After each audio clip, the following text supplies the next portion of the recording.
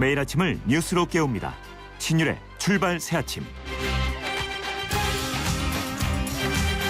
오늘은 재보선이 있는 날입니다.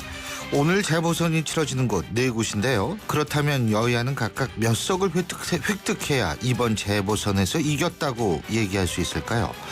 일부 언론에서는 여야가 각각 2석을 누가 얻느냐에 따라서 승패가 갈릴 것이다, 이렇게 전망하는데요. 저는 생각이 좀 다릅니다. 우선 이번 재보선이 치러지는 4곳을 보면 과거 야당이 차지했던 지역이 3곳, 여당이 차지했던 곳이 1곳입니다. 그렇기 때문에 새누리당 입장에서 보면 한 석만 챙겨도 본전은 되는 것이고 2석을 차지하면 승리라고 할 수 있을 겁니다. 반대로 야당은 어떨까요? 야당의 경우는 복잡합니다. 야당은 일단 3석을 챙겨야 본전이라고 할 수 있습니다. 그런데 다른 곳을 다 이겨도 광주에서 진다면 이것은 결코 성공이라고 볼 수 없을 겁니다. 광주는 야당에게 정통성을 부여해주는 지역이기 때문인데요. 그래서 야당은 전남, 광주를 포함한 3곳에서 승리해야만 최소한 패배는 아니라고 말할 수 있다는 생각입니다. 더욱이 지금 성완종 리스트 파문으로 전국은 결코 야당에게 불리한 상황이라고는 할 수 없는데요. 이런 상황에서는 이 정도는 돼야 선전했다는 평가를 받을 수 있을 거라는 얘기입니다. 그렇게 이번 재보선은 특히 야당에게 상당히 어려운 숙제를 던져주는 선거라고 할 수 있는데요. 결과는 이제 내일 자정이 조금 넘으면 나오는데 그 결과에 따른 후폭풍이 궁금해집니다. 신율의 출발 새 아침, 오늘 순서 시작합니다.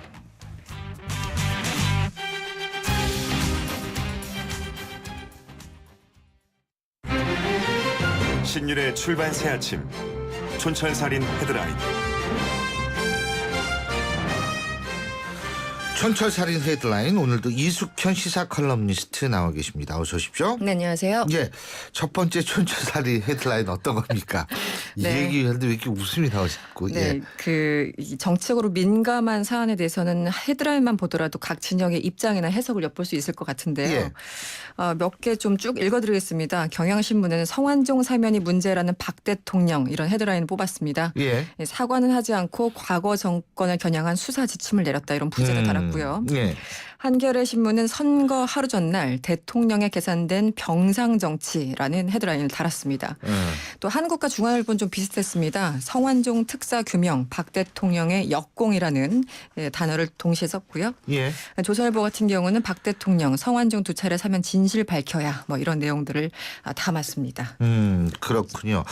어쨌든 그 박근혜 대통령 어제 이 홍보수석이 대독을 했죠. 그렇죠? 네.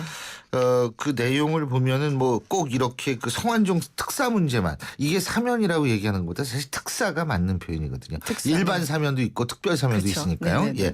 근데 성완종 특별 사면 얘기만 한 것은 아니잖아요. 그죠? 그렇죠. 뭐 앞부분에 일단 그 유감 입장을 발표했고요. 뭐 특검을 받을 수 있다라는 기존의 입장을 재확인 했고, 그다음에 예. 이제 뒤에 가서 특별 사면에 대해서 언급이 있었습니다. 하지만 이제 그 단어 선택이랄까, 뭐 여러 가지 발언의 어떤 수위랄까, 이런 거에 따라서 해석이 좀 다른 것 같습니다. 예. 일단 대략의 말씀을 전해드리면 박 대통령은 어제 말씀하신 것처럼 홍보수석을 통해서 메시지를 대독했습니다. 예. 국정 공백을 최소화하기 위해서 안타깝지만 이 총리의 사의를 수용했다면서 국민 여러분께 심려를 끼쳐드려서 유감스럽게 생각한다라고 얘기를 했습니다. 그러면서 특별사면 문제에 언급이 있었는데요. 고 성완종 씨에 대한 연이은 사면이 오늘같이 있어서는 안 될 일들이 일어나는 계기를 만들어주게 되었다면서 진실을 밝혀야 된다, 이렇게 강조했습니다. 물론 여기에 대해서 문재인 대표는 굉장히 강력하게 반발을 했더라고요. 그렇습니다. 지금 예. 야권에서는 뭐 와병 정치다, 검찰에 가이드라인 줬다, 뭐 본질 흐리기다, 각종 비판이 쏟아지고 있습니다. 예. 문재인 대표는 어제 박 대통령의 메시지를 듣고 이런 얘기를 했습니다. 이 사건의 본질을 호도하고 정쟁을 하는 여당의 편을 들었다라고 얘기를 했고요. 선거의 중립을 위반했다, 이렇게 주장하기도 했습니다. 그러면서 박 대통령 자신이 몸통이고 또 측근 실세들의 불법 정치 대선 자금 수수에 대해서 분명히 사과를 해야 된다, 이렇게 주장을 했는데요. 이 얘기를 들은 또 김무성 대표도요, 좀 험한 말들을 오고 갔습니다. 김무성 대표는 재보선에서 전패할 것이 두려워서 문 대표가 조금 정신을 잃은 것 같다, 이런 말을 했다고 합니다. 예. 근데 이 국민이 궁금해하는 거는 사실이에요. 이 특사를 어떻게 특별 사면을 2번이나 받았을까? 네. 그렇다면 대통령으로서 그런 궁금증에 대해서 풀어줄 의무도 또 있는 거라는 측면을 지나치게 진영 논리 때문에 강구한 것 아닌가 이런 비판이 나올 수도 있지 않을까라는 생각이 드는데 네. 어쨌든 제가 생각할 때는 지금 야당 같은 경우에도 상당히 지금 좀 신경이 곤두서 있는 것 아닌가 이런 생각이 들어요. 네. 여야 문재인 뭐 대표. 네, 여야 마찬가지긴 한데요. 예, 지금 그렇습니다. 자, 그리고 그 이준석 선장에 대한 살인죄가 인정됐다는 그런 소식도 있죠? 그렇습니다. 어제 오전에 항소심이 열렸습니다. 이준석 세월호 선장이 어제 이 항소심에서 무기징역을 선고받았습니다. 달라진 게 있다면 1심에서는 그 36년형이 선고가 됐었는데요. 네. 당시에는 살인죄가 인정되진 않았습니다. 그런데 어저께는 36년형이 무기징역으로 됐고 또 살인죄가 인정이 됐습니다. 하지만 다른 그 선원들에 대해서 감형에 대해서 지금 유가족들이 상당히 반발하고 있습니다. 재판부는요 이런 얘기를 했습니다. 이 무책임한 행동으로 인해서 꽃다운 나이의 삶을 마감했고 유족들과 생존자들에게 깊은 상처를 남겼다면서 무기징역을 선고했습니다. 그렇군요. 이거 진짜 근데 또 여기 감형된 사람들도 많대요. 네, 다른 선원들이 감형돼서 그렇다고 지금 그러죠. 유가족들이 반발하고 있죠. 그죠. 유가족들에 의해서 반발하고 있는데 그것도 어떻게 감형이 됐는지 뭐 그거는 물론 법리적인 판단이 있었겠습니다만 네. 사실 또 이해를 못하시는 분들도 많을 수 있을 거란 생각이 드네요. 네. 그리고 또 다른 뉴스 어떤 게 있을까요? 이제 뭐 지금 아베 총리가 미국에 갔기 때문에 이 뉴스가 계속 예. 계속 나오고 있습니다. 뭐 달가운 뉴스는 아니지만 그래도 일단 전해드리겠습니다. 일단 헤드라인은 이렇습니다. 미일 신동맹 선언, 대중 봉쇄 전략 강화. 이게 한국일보에서는 이렇게 헤드라인 뽑았고요. 예. 조선일보에서는 과거의 적이 부동의 동맹이 됐다. 이렇게 뽑았습니다. 일단 현지 시간 28일 양국이 정상회담을 열었는데요. 이 새로운 방위 협력 지침과 환태평양 경제 동반자 협정의 조기 체결을 통해서 양국의 안보, 경제 협력을 격상하기로 했습니다. 그러면서 양국은 이 과거의 적이었던 두 나라가 견고한 동맹이 됐다. 이렇게 얘기를 했고 또 중국을 겨냥하면서 힘에 의한 현상 변경을 반대한다. 이런 입장도 내놨습니다. 예. 그런데요. 사실은 많은 분들이 깜짝 놀랐을 거예요. 그 오바마 대통령하고 아베 총리하고 둘이 자동차 같이 타고 가는 그 모습. 오바마 대통령 자동차죠. 그러면서 야 이럴 수가 있나 그러는데 원래 정치는 그런 거예요. 원래 정치는 자기 이익을 위해서라면 사실 미국의 입장에서 볼 때 적이라고 생각할 수 있는 근거는 없다라고 볼 수 있는 거거든요. 그러니까 우리는 너무나 정치를 감성적으로 받아들이고 있는 것 아닌가 이런 생각이 들어요. 과거 우리가 독재 정권을 겪었을 때도 당시 로널드 레이건 미국 대통령의 첫 번째 국빈 방문 초청자가 그때 당시 우리의 독재를 하고 있었던 전두환 당시 대통령이었거든요. 그러니까 그때도 굉장히 이제 국민들이 실망을 했는데 그래서 우리가 잘 돼야 되는 거지 자꾸 딴 사람이 이렇게 기대거나 야 우리 대신에 이런 얘기해 주길 바란다. 저는 사실 이런 자세 이번을 계기로 좀 바꿨으면 좋겠다는 생각이 들어요. 그렇죠. 일단 그 미국이나 일본 그 각국의 입장에서 보면 전혀 이룰 게 없는 싸움인 거죠. 뭐 아시아 그 재규전 전략을 미국에서 지금 하고 있고 그렇죠. 또 아베 총리는 어쨌든 군사적으로 경제적으로 미국과 더 가까워지려고 해서 노력을 해왔기 때문에 양국으로서는 잃을 거 없는 건데요. 어쨌든 과거사 문제나 이런 거에서는 주변국들의 우려가 있는 건 사실인 것 같습니다. 우려가 있는데 네. 사실은 현실의 이익이 지금에 있어서 어떤 과거사에 관한 우려보다 앞선다는 거죠. 지금 미국. 그래서 저는 좀 그런 것들이 좀 섭섭하지만 받아들일 수밖에 없는 현실이라는 현실이다. 거. 그렇죠. 그런 말씀이십니다. 네. 예, 오늘 말씀 여기까지 듣죠. 고맙습니다. 감사합니다. 예, 지금까지 이숙현 시사 컬럼니스트였습니다.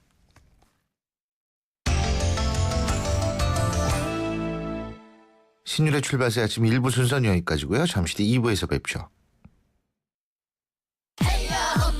안녕하세요. 명품남녀의 개그맨 남정미입니다. 명품남녀 참 오래도 써먹는다고요? 네, 한 30만 년 정도 더 해먹으려고요. 그런데 30만 년 전 구석기 시대 한반도는 어떤 모습이었을까요? 경기도 연천군에서 제23회 연천 구석기 축제가 열린다고 합니다. 명품 자녀들에게는 놀이와 체험을 통한 역사 교육의 기회. 데이트 장소를 찾는 명품 남녀들에겐 멋진 추억을 만들 수 있는 절호의 찬스. 명품 중에 명품 연천 구석기 축제 여러분을 초대합니다. 50원의 유료 문자 우물정 0945번으로 참여하시는 분들께는 추첨을 통해 4인 가족 바비큐 체험 티켓을 선물로 보내드립니다. 소통의 아침을 여는 공정한 목소리. 신율의 출발 새 아침. 신율의 출발 새 아침 2부 순서 광고 듣고 시작합니다. 날아가고 싶다. 봄바람 타고. 타러 갈까요? 봄볕 하나에 봄바람 둘. 뭐해? 커피에 봄 타는 중입니다. 봄 맛있네. 세상 어디에도 없는 맛. 맥심 모카골드. 선이 없어 청소가 행복한 LG 코드 제로 무선 청소기. 선이 없어 걸림없죠. 코드 제로. 선이 없어 불편 없죠. 코드 제로. 자유롭게 청소해요. 행복하게 청소해요. 선이 없어 청소가 행복한 LG 코드 제로. 예, 지금 비가 내리고 있죠. 생각보다 빗줄기가 그렇게 가늘지는 않은 것 같습니다. 다시 말해서 비가 좀 많이 오는 것 같은데요. 비 내리는 아침 교통 상황 알아보겠습니다. 유보영 캐스터. 네, 출발 새 아침 교통정보입니다. 이렇게 비가 내리면서 전반적으로 교통 상황이 좋지 않습니다. 다행히 사고 소식은 없습니다만 도로가 미끄럽기 때문에 사고 나지 않도록 안전하게 운행하셔야겠습니다. 강변북로 구리 방면으로 행주대교에서부터 동작대교까지 쭉 정체거리가 이어져 있고요. 반대쪽으로도 구리시계에서부터 반포대교 지날 때까지 가다서다 반복하고 있습니다. 동부간선도로의 경우도 도심 쪽으로 노원교부터 속도가 떨어지는데요. 성수분기점 지날 때까지 차간 거리가 좁혀져 있고요. 그 밖에 양화로나 신촌로 상황은 비교적 여유로운 편입니다. 양화로가 서교동 사거리에서 홍대역구역 구간 양방면 짧은 구간에서 주춤하고 있고요. 신촌로가 도심 쪽으로 창천 삼거리에서 신촌 교차로까지 짧게 밀리고 있습니다. 경인로 이용해서 도심 방면으로 이동하는 길 오륜아들목에서 고척교 거리공원 입구에서 영등포역까지 속도 내기 어렵습니다. 지금까지 출발 새 아침 교통정보 유보연이었습니다. 신율의 출발 새 아침. 앞서도 말씀드렸습니다만 오늘 재보궐선거가 치러지는 날이죠. 오늘 재보궐선거 또 나름대로 정치권에 던져주는 의미가 있습니다. 뿐만 아니라 올 말부터는 이른바 총선 전국으로 이제 접어들 것 같은데요. 바로 그런 전국에 영향을 미칠 수 있는 것이 바로 오늘 있는 재보선입니다. 과연 지금 여당 야당 어떻게 생각하는지 각각 분위기 들어보겠습니다. 먼저 새누리당 연결합니다. 새누리당 정미경 홍보기획본부장 연결하겠습니다. 정 의원님 안녕하세요. 네, 안녕하세요. 예. 이번 재보선 말이에요. 예? 네. 이번 재보선만큼 앞이 안 보이는 경우가 드문 것 같아요. 네, 예? 맞습니다. 예. 성완종 회장 예. 사건 터지면서 예. 진짜 앞이 더 안 보였죠. 그렇죠. 근데 이렇게 앞이 안 보이게 되는 것. 일단 제가 그거 여쭤볼게요. 뭐냐면 새누리당 입장에서 볼 때는 몇 석을 얻어야지 승리했다라고 보시는 겁니까? 한 2석 정도 얻으면 2석. 왜냐하면 원래 한 석이었기 때문에. 그죠? 예. 4석 중에 원래 한 석이 새누리당 의석이었기 예. 때문에 2석 정도 얻으면 본전이다. 네? 본전이 아니라 승리다 참. 예. 승리라고 그렇군요. 보여주죠. 예. 근데 지금 사실 성완종 리스트나 이런 것들 때문에 여당한테는 결코 호의적인 상황이 아니지 않습니까? 저희한테 굉장히 어려운 상황이죠. 솔직하게 말씀드리면. 그렇죠. 예. 처음에 무지하게 당황했습니다. 그렇죠. 예. 예.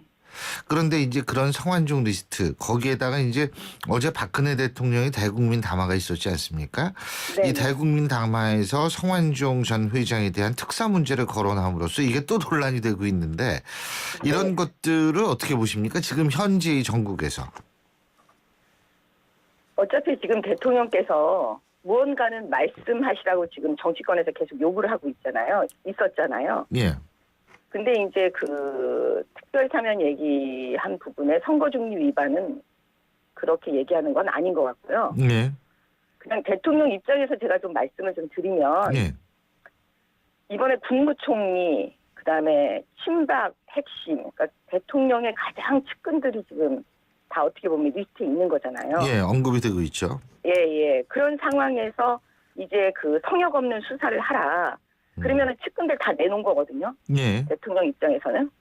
그런 상태니까 이번 기회에 대통령도 얼마나 많이 괴로우셨겠어요. 고민도 많이 하고. 예. 그러니까 차라리 우리 이번 기회에 확실하게 정치개혁 한번 해보자. 예. 도대체 뭐가 문제였을까. 예. 이렇게 하실 수 있을 것 같아요. 그래서 그런 입장에서 일단 의견 표명을 하신 게 아닌가 이런 생각이 들고. 예, 일단 또 그 이제 사과. 예. 왜 사과가 빠졌냐 이제 이거 가지고 또 굉장히 많은 얘기들이 있잖아요.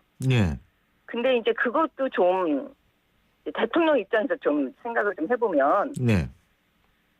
그 지금 만약에 다 이제 성역 없는 수사를 얘기하고 있는데 예. 지금 사과를 하면은 결국은 그냥 대통령 스스로 이 사람들 다 유죄다. 라고 먼저 말해 놓는 거랑 똑같은 거잖아요. 예. 그러니까 일단 수사를 좀 잘하고 응? 다 한 다음에 결과를 보자 이런 게 아닐까. 그리고 국민들께는 정말 죄송하죠. 그러니까 정치권에 대한 메시지와 국민들께 보내는 메시지는 좀 다른 것 같아요. 예. 정치권에 던지는 메시지와 국민에게 던지는 메시지는 다르다. 네. 그러니까 지금 뭐 두 가지를 이제 그런 입장에서 말씀해 주셨는데 어떻게 좀 다른지 좀 더 구체적으로 말씀해 주실 수 있어요? 국민들께는 예. 무슨 말이 필요하겠어요. 너무 죄송한 거죠. 음. 예, 본인 몸이 아플 정도로 사실은 너무나 죄송할 것 같아요. 엄청 죄송해서 예. 그 얘기를 어떻게 다 말하겠어요. 그거는 저는 그러실 거라고 생각해요. 근데 이 정치권에 대해서는 그 실망과 뭐 여러 가지 그 괴로움 뭐 이 모든 거에서 우리 이번 기회에 확실하게 뿌리 뽑자 이런 메시지를 사실은 언어가 틀리게 얘기하는 거겠죠. 예. 한편으로는 이 특사 부분도 우리 한번 조사를 해보자. 또 한편으로는 우리 친박 핵심 측근들 나 모두 다 내놓겠다. 수사 다 해다오. 이런 메시지겠죠. 예. 정치개혁, 성역 없는 수사 필요하죠, 사실은. 예. 그건 예, 맞습니다. 분명히 필요합니다. 필요하죠. 그거 네. 필요 없다고 생각하는 국민은 아무도 없을 예. 겁니다. 예. 예. 그런데 또 한 가지는 지금 어쨌든 이 일부에선 말이에요. 성역 없는 수사도 다 좋은데 이 특별사면 문제 같은 경우 이거 어떻게 수사하냐 검찰이. 예? 무슨 쪽지가 있는 것도 아니고 말이에요. 예? 당신 어떻게 사면 왜 이 사람 추천했냐 이렇게 얘기할 수는 없는 거 아니냐 이런 의견도 있거든요. 검사 출신이시잖아요. 수사 가능하다고 보십니까? 지금 저는 가능하다고 좀 보는 게요. 지금 사실은 그 문재인 대표께서 예. 이 이명박 후임 대통령이 되는 이명박 대통령의 뜻을 받들어 했다 이런 말씀도 하시고 계시잖아요. 예. 그러면 지금 이명박 정부의 사람들은 다 살아 있잖아요. 예. 그리고 계시잖아요. 존재하고 계시잖아요. 그러면 그 부분부터 들어가면 되는 거죠. 네. 그 부분부터. 근데 이제 이 수사를 하면은 불법 행위가 있어야지 수사는 되는 거 아니에요? 수사가? 아니 그러니까 저희 쪽에서 얘기하는 게 예. 그 특검 하자는 거잖아요. 특검. 네, 특검은 좀 다른 거죠. 왜냐하면 예. 특검은 반드시 처벌하겠다는 그런 것도 있지만 진상 규명이 예. 진상 규명과 정쟁을 좀 이제 그만하자 정쟁 같은 거 예. 이런 의미도 있고 우리 국민들께서도 그거를 받아들이시기 때문에 예. 제가 볼 때는 이건 특검으로 가는 게 맞는 거죠. 그렇군요. 근데 예. 지금 정미경 의원께서 말씀하시는 특검이라는 게 상설 특검을 얘기하는 거죠? 예, 맞습니다. 그거 여야가 합의해갖고 그냥 간신히 만들어 놓은 거 있잖아요. 아유, 근데 이게 뭐 요새는 상설 특검 뭐 그리고 별도의 특검 뭐 하도 이런 종류가 많아가지고 전 옛날에 특검하면 간단하게 생각했는데 지금은 아주 복잡하게 생각하게 됐습니다. 예. 근데 어쨌든 그 박근혜 대통령의 사과라는 게 아까 선거 중립 위반은 아닐 것이다 이렇게 판단을 하셨는데 네네. 오늘 그렇다면은 선거에도 재보궐 선거에도 뭐 영향이 그다지 크지는 않을 것이다 이렇게 판단하시는 거세요? 대통령께서 이제 그 말씀하신 그런 부분이 네. 어떻게 보면 우리 국민들께서는 사실 수사의 뭐 구체적인 거 이런 거 잘 모르시지만 그냥 이번 기회에 확실하게 이 부패된 정치권을 좀 어떻게 해보자 이런 마음이실 거잖아요. 네. 그런 면에서는 통하지 않을까 그런 생각이 듭니다. 그렇군요. 진심에서는 통하지 않을까 이런 생각이 든다 이 말씀이신데 근데 비가 와요. 이 비가 여당의 입장에서 볼 때 어떻게 판단하십니까? 투표율이 예. 평소보다는 낮지 않을까. 낮게 되면 어디가 유리하다고 보세요? 그게 이제 우리가 우리 교수님께서도 잘 아시겠지만 정치공학적으로는 예. 낮으면 뭐 여당한테 유리하다 이런 얘기도 많이 하시잖아요. 근데 그 너무 획일적인 거예요. 전 사실 그 예, 분석에 그게 반대하고 있습니다. 예. 예, 저는 그거 반대합니다. 이 정치공학적인 게 안 맞는 게요. 예. 사실은 우리 국민들 수준이 굉장히 높아지셨어요. 그러니까 그 지역구의 상황에 따라 달라지고 맞습니다. 그다음에 그게 달라요. 후보가 누구인지 예. 진짜 제일 중요한 건 후보입니다. 후보. 후보가 누구냐에 따라서 굉장히 많이 달라지기 때문에 그거를 일반적인 정치공학적 입장에서 답을 내놓긴 좀 어려워 보입니다. 그렇죠. 그러고 예를 들면 A라는 지역이 있다라고 했을 때 그 지역이 야권 강세 지역인지 여권 강세 지역인지는 예. 과거에서 나타나잖아요. 그러면 예. 예를 들면은 야권 강세 지역이다라고 했을 때는 그 그 지역의 야권 조직이 더 강할 거 아닙니까? 그러니까 투표율이 낮아지면 거기는 야권이 우세하죠. 바로 그 얘기예요, 제 얘기. 근데 무조건적으로 사람들이 얘기하는 게 뭐 비가 오면 여당이 유리하고 해가 쨍쨍 나면 야당이 유리하다. 이거는 네, 좀 그건 아니지 않나 이런 생각이 그건 듭니다. 이제 아닌 것 같아요. 그렇군요. 그런데 이번에 물론 아까 2석 정도를 하면은 여당이 승리했을 것이다라고 볼 수 있다라고 말씀하셨는데 반대로 여당의 입장에서 볼 때 야당은 그럼 몇 석 정도 얻어야지 승리한 거라고 판단하십니까? 사실 그냥 객관적으로 말하면 야당은 3석을 먹어야 되는 거죠. 그렇죠. 원래 3석이 야권이었으니까 네, 제가 오늘 네, 오프닝에서 그 얘기를 했는데. 예. 네. 그런데 자 그렇게 했을 때 앞으로 이번 재보선이 이 재보선 이후의 전국 어떤 네. 그 후폭풍이 있을 거라고 보십니까? 만일 가정을 한다고 했을 때 어떤 가정 여당이 졌다. 예? 네. 이렇게 가정을 했을 때 여당 내에서는 어떤 후폭풍이 있을 거라고 보십니까? 여당이 지게 되면 예. 급격하게 대통령의 그 개혁이 멈추게 될 가능성이 높고 예. 그러다 보면 여당 내에서 이제 그 당의 목소리가 청와대 목소리보다 당의 목소리가 더 커지겠죠. 당의 목소리가 예. 더 커진다. 예. 지게 됐을 경우에는 예, 이기게 그거는 되면 지금까지 예. 말씀하세요. 지금까지 이제 제가 18대 국회에서 보면 그때는 참 부침이 많았어요. 선거도 많고. 근데 꼭 선거에서 지거나 이렇게 보면 네. 그런 지금 제가 말씀드린 형태대로 많이 되더라고요. 선거에서 지면 이기면은 어떻게 될까요? 이겨도 사실 이번 판은 당의 목소리가 커지죠. 왜냐하면 성완종 전 회장 때문에 예, 지금 사실은 청와대 핵심 측근들이 지금 다 연루가 되어 있는 상황이니까요. 이 와중에 만약에 여당이 이긴다 그러면 그건 진짜 새누리당이 이번 선거를 거의 목숨 걸고 바닥을 훑었다고 평가가 되겠죠. 예, 그렇군요. 근데 우리나라 그러고 이제 뭐 많은 사람들이 얘기를 하더라고요. 이번 연말 정도 되면은 이른바 총선 전국으로 들어가는 것 아니냐 이런 얘기들 많이 하거든요. 올 연말. 예. 근데 동의하십니까? 그렇죠. 동의합니다. 근데 그 전에 또 필요한 게 아니라 풀어야 될 게 있잖아요. 선거구 획정. 그죠? 헌법재판소에서 이제 일단 1대2로 만들려고 그랬으니까 네. 그거를 한 다음에 총선 전국으로 들어가야 될 거 아닙니까? 공천이고 뭐고.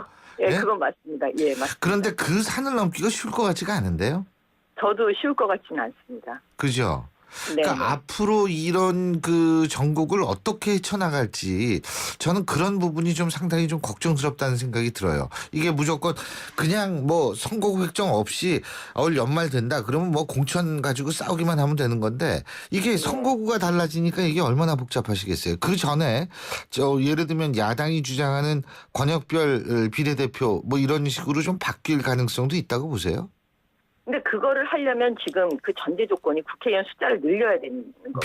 비례도 늘리고. 그렇죠. 예. 근데 우리 국민들께서 지금 국회의원 숫자 줄여라 하는 입장이신데 그게 지금 야당에서 국회의원 숫자 늘려가지고 비례대표 늘리겠다는 걸 어떻게 보시겠어요. 제발 그런 말씀 안 하셨으면 좋겠어요. 그렇지 않아도 정치권이 지금 그냥 동반해서 거의 국민들께 신뢰가 거의 바닥인데 국회의원 숫자 늘리자 이거 되겠습니까? 그렇죠. 저도 방송에서 딴 방송에서 국회의원 숫자에 대해서 얘기했다가 항의 엄청 받았어요. 그래서 이제 국회의원 숫자는 입에 올리지도 않으려고 그래요. 네, 그 비례대표 늘리겠다는 거 하면 우리 국민들께서 정말 저는 용서하지 않을 거라고 생각해요. 아유, 그래서 이게 참 그게 굉장히 우리 국민들이 국회의원 숫자 늘리는 걸 너무 싫어하는구나 제가 알았는데 어쨌든 이제 뭐 시간이 얼마 남지 않았습니다. 오늘이 아니고 내일 자정이나 1시쯤이면 결과가 나오겠죠, 그죠? 네네. 예, 내일 정도 되면은 어떤 후폭풍이 일어날지 한번 제가 딱 두고 보겠습니다. 오늘 말씀 여기까지 듣죠. 고맙습니다. 네, 고맙습니다. 예, 지금까지 새누리당 정미경 홍보기획본부장이었습니다.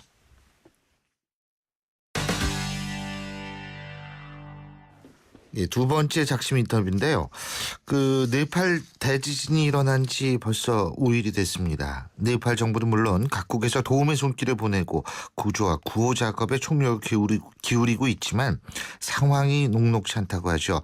그건 너무나 당연한 것 같습니다. 여진도 계속되고 있고 자 그렇기 때문에 현지에 파견된 우리의 구호 인력 기아대책본부 박재범 본부장과 얘기 나누면서 현지의 상황 그리고 지금 뭐가 필요한지 좀 자세히 들어보겠습니다.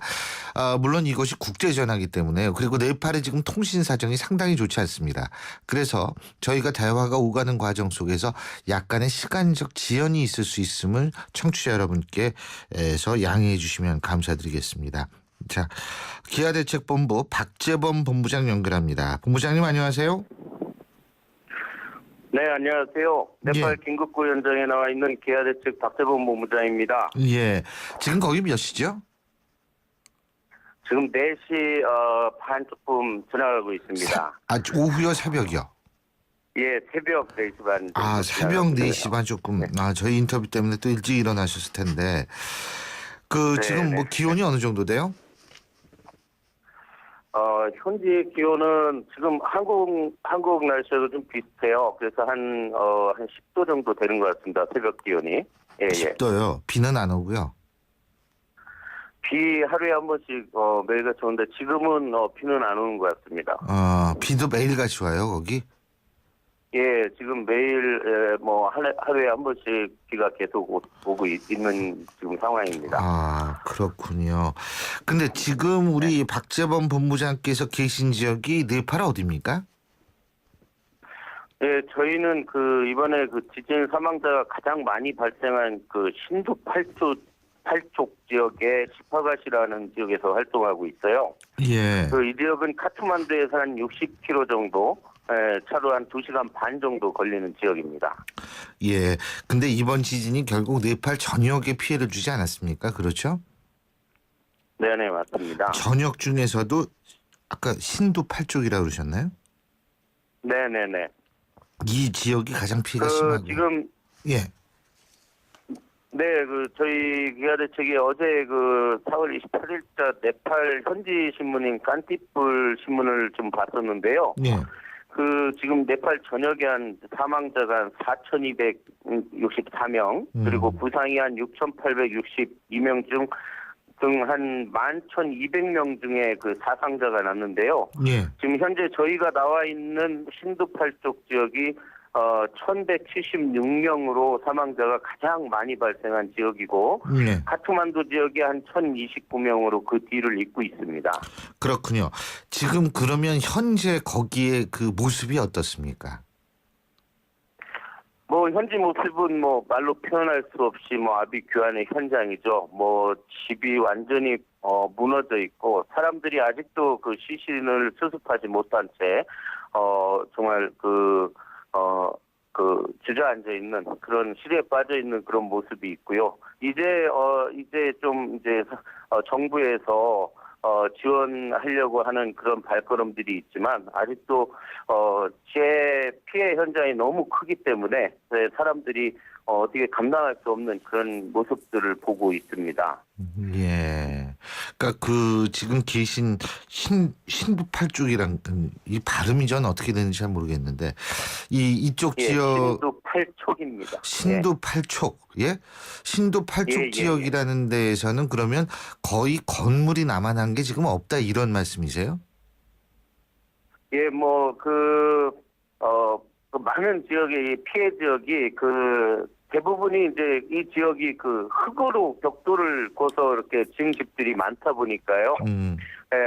흙으로 흙벽돌로 지은 집이나 아니면 돌로 그 집이 그 집을 건축한 그런 집들은 거의 다 무너졌다고 보시면 됩니다. 야, 그러면은 지금 우리 박재범 본부장께서 거기 이제 몇 명이랑 같이 가신 거죠? 우리나라 9.11요? 예. 저희 그 기아대책팀이 지진 발생한 이틀째 저를 포함한 3명의 선발대가 먼저 들어왔고요. 예. 현지 저희 기아대책 네팔 지부 직원 10여 명과 합류해서 예. 현재 구호 활동을 펼치고 있습니다. 예, 네팔 지부 직원이라는 게 우리나라 사람들입니까? 아니요.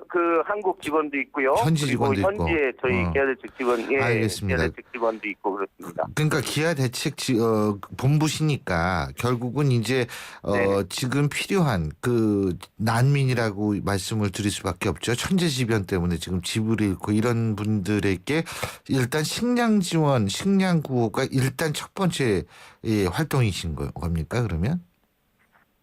예, 방금 말씀드린 것처럼 아무래도 이 피해 지역에 살고 있던 집이 반파 또는 완파된 곳이 많기 때문에요. 가장 시급한 문제는 몸을 피할 수 있는 처소가 가장 큰 문제입니다.